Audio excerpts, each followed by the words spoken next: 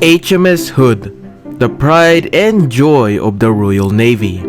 Or at least it used to be. The pride and joy of the Royal Navy was first launched in August 22, 1918. She was built as a battle cruiser, meaning that she had thicker armor than a regular cruiser. And also she was as fast as a cruiser. She also had powerful guns and a deck fully armored to prevent an Achilles heel at long range.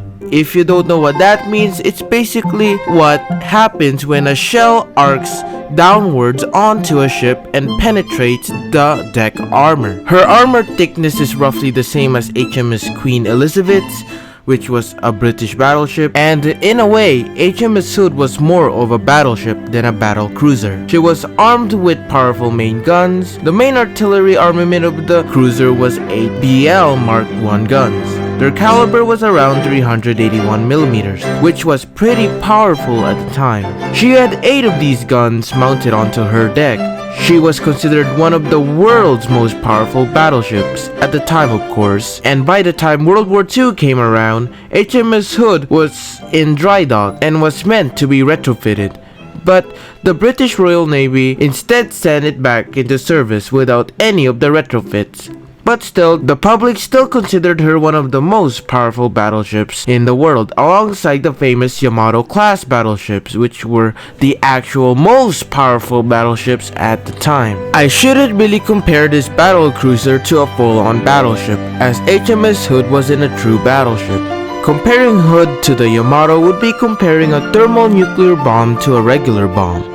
But still, HMS Hood, along with Queen Elizabeth, was considered capital ships throughout the Second World War.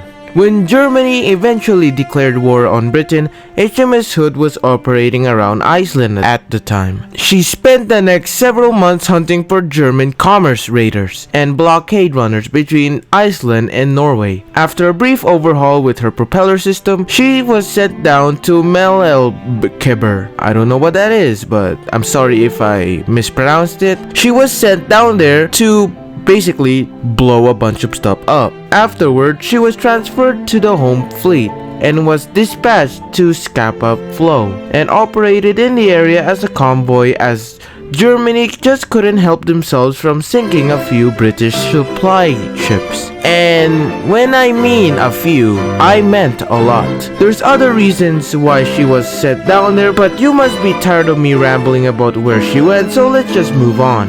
In May 1941, Hood in the battleship Prince of Wales was ordered to intercept the famous German battleship Bismarck, which was being escorted by a heavy cruiser called Prince Eugen, which were en route to the Atlantic where they could wreak havoc on British and American civilian supply ships. The two battleships met for the first time and there was a lot of pressure between the two ships. The actual engagement in question began at 5:52. Both ships were firing at each other alongside Prince of Wales when suddenly something happened on board HMS Hood.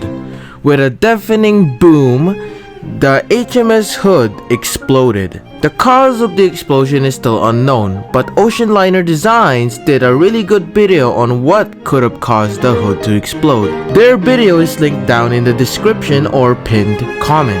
The Prince of Wales stopped firing and began the rescue of what's left of Hood's crew. Hood only sank in 3 minutes, and out of 1,200 men aboard, only 3 men survived. And with that ended the famous career of the HMS Hood. I hope you enjoyed this video. It's quite a short video. Make sure to subscribe and I'll see you on the next one.